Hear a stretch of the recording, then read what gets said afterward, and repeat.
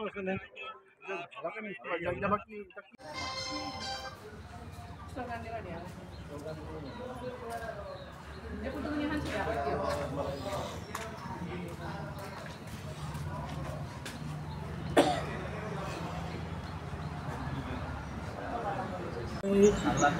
অসম কৰ্মচাৰী কল্যাণ পৰিষদ অসমৰ লগত কৈছোঁ ইলেকশ্যনত।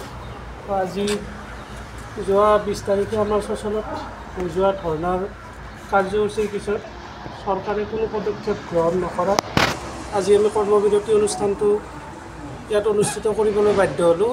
আমাৰ ঘগ্ৰাপাৰ DPHC আণ্ডাৰত আমি ইয়াতে কৰিছোঁ, বাকীখিনি গোটেই মানে পেৰিফেৰিয়েল ব্লক ৱাইজ কৰা হৈছে। আমাৰ যিখিনি প্ৰাইম ডিমাণ্ড এইখিনি বাৰে বাৰে আমি চৰকাৰক জনোৱাৰ পিছতো চৰকাৰে কোনো আমাৰ ফালে মানে সঠিক সিদ্ধান্ত নিদিয়াত বা কোনো ডিচিশ্যন নিদিয়াত আমি আজি এইখিনি কৰিবলৈ বাধ্য হৈছোঁ। আমাৰ প্ৰাইম ডিমাণ্ডখিনি আছিল, যিখিনি গভমেণ্টে আমাক আগতে প্ৰতিশ্ৰুতিও দিছিল আৰু 2021 চনৰ যিটো গেজেট নটিফিকেশ্যন আছিল সেইমতে যিখিনি আমাৰ কৰ্মচাৰীৰ মানে সুৰক্ষা, ভৱিষ্যত সুৰক্ষাৰ কাৰণে এখন গেজেট নটিফিকেশ্যন ওলাইছিল, কিন্তু এই নটিফিকেশ্যনখনতো যিখন নটিফিকেশ্যন ওলাল সেইখিনি ইমপ্লিমেণ্ট নহ'ল পিছৰ পৰ্যায়ত। তো তাৰপিছতো আমি বাৰে বাৰে চৰকাৰক তথা মাননীয় মুখ্যমন্ত্ৰী মহোদয়ক, স্বাস্থ্যমন্ত্ৰী মহোদয়কো আমি লগ কৰি আমাৰ মেমৰেণ্ডামখিনি দিছিলোঁ, কিন্তু তাৰপিছতো যেতিয়া আমাৰ ফালে একো মানে যোগাত্মক একো নেদেখি আমি আজি এই ধৰ্ণা কাৰ্যসূচীত বহিবলৈ বাধ্য হৈছোঁ। আমাৰ মূল যিখিনি আমাৰ ডিমাণ্ড দাবী আছিল যে আমি যিহেতু চৰকাৰী কৰ্মচাৰীৰ লগত একেলগে কাম কৰি থকা কৰ্মচাৰী আৰু আজি আমি যোৱা 19 বছৰ ধৰি একেখিনি কামেই কৰি আছোঁ, যিখিনি আমাৰ চৰকাৰী কৰ্মচাৰীসকলে কৰি আছে।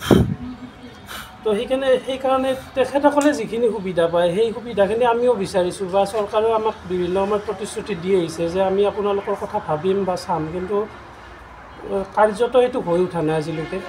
তো সেইখিনি বিচাৰিয়ে যে আমাক যিটো বাকী বিভাগবিলাকত চৰকাৰে কৰিছে, ধৰক শিক্ষা বিভাগতে আজি যিটো কৰিছে স্পেচিয়েল ৰিক্ৰুইটমেণ্ট ড্ৰাইভ কৰি পেলাই যিখিনি কৰ্মচাৰী ঠিকাভিত্তিক কাম কৰি আছিল সেই কৰ্মচাৰীখিনিক নিযুক্তি দিছে।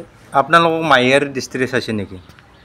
মাহিয়াৰ দৃষ্টিৰে চোৱা বুলিয়ে ক'ব লাগিব, কাৰণ বাকী বিভাগখিনিততো এনেকুৱা হোৱা নাই। বাকী বিভাগখিনিত চৰকাৰে সকলো দাবীখিনি মানি লৈছে বা চৰকাৰী কৰ্মচাৰীৰ ভৱিষ্যতখিনিৰ কথা ভাবিছে, কিন্তু আমাৰ স্বাস্থ্য খণ্ডত আমি অজ্ঞাত কাৰণত তেখেত উদাসীন হৈ আছে স্বাস্থ্যমন্ত্ৰী বা মুখ্যমন্ত্ৰী মহোদয়। আমি তেখেতসকলক বাৰ বাৰ অনুৰোধ কৰিছোঁ যে আমাৰ এইখিনি দাবী, আমাৰ যিখিনি দাবী আমি ভাবোঁ চৰকাৰে এইখিনি মানি লোৱা ইমান ডাঙৰ কথা নহয়। আমি কৰ্মবিৰতিটো কিমান দিন হ'ব?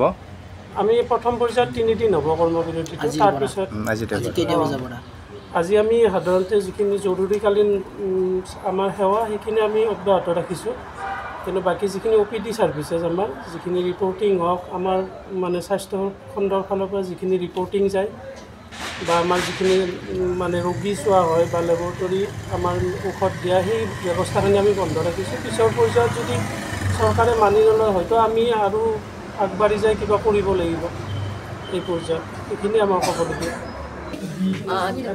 আজি মানে আমি 4, 5 আৰু 6 মাৰ্চ তাৰিখৰ পৰা আমি NHM কৰ্মচাৰীবৃন্দই মানে আমি এটা প্ৰতিবাদ নহয়, চৰকাৰৰ ওচৰত এটা অনুৰোধ ৰখাৰ কাৰণে আমি মানে কৰ্মবিৰতি মানে আৰম্ভ কৰিছোঁ। কিহৰ কাৰণে কৰিছে এই কৰ্মবিৰতিটো? এই আমাৰ যে আজি 2005 চনতে মানে NHMখিনি আৰম্ভ কৰা হৈছিলে, তেতিয়াৰ পৰা কিছুমান মানে চৰকাৰে প্ৰতিশ্ৰুতি দিছিল, যেনে চাকৰিৰ নিয়মীকৰণ কৰা, সমান পে'ৰ অধিকাৰ দিয়া, তদুপৰি কিছুমান আন সুবিধা দিম বুলি প্ৰতিশ্ৰুতি দিছিল, আৰু সেই প্ৰতিশ্ৰুতিখিনি বৰ্তমান মানে কাৰ্যকৰী হোৱা নাই। সেই প্ৰতিশ্ৰুতিখিনি কাৰ্যকৰী কৰাৰ কাৰণে অনুৰোধ জনাই মানে এই কৰ্মবিৰতিখিনি মানে আৰম্ভ কৰা। অনুৰোধ জনাইছে?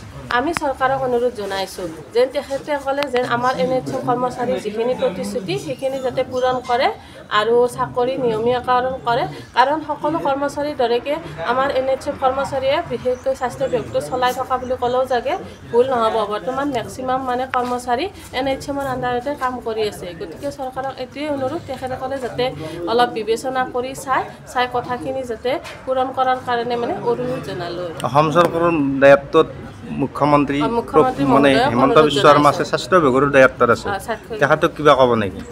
এইখিনিয়ে যে কথাখিনি যেন মানে জুকিয়াই চাই তেখেতসকলে যেন আমাৰো কথাবিলাক শুনে, আন বিভাগৰ কৰ্মচাৰীৰ অসুবিধাবিলাক দূৰ কৰাৰ দৰে NHM কৰ্মচাৰীৰো যাতে অসুবিধাবোৰ দূৰ কৰি সা সুবিধা কিছু পৰিমাণে কম কৰে, কাৰণ সকলোৱেতো সমান অধিকাৰত কাম কৰি আছে, সকলোৱে সমান কাম কৰি আছে, গতিকে সমান কামৰ কাৰণে সমান পে পোৱাটো আমি বিচাৰোঁ আৰু এইখিনিয়ে অনুৰোধ। পৰৱৰ্তী পৰ্যায়ত যদি সমাধান নকৰে কিবা ব্যৱস্থা ল'ব নেকি বা কৰিব নেকি আপোনালোকে? সেইটো এতিয়া আমি গম নাপাওঁ। 3 দিন কৰ্মবিৰতি ঘোষণা কৰিছে, সেইখিনি আমি আৰম্ভ কৰিছোঁ।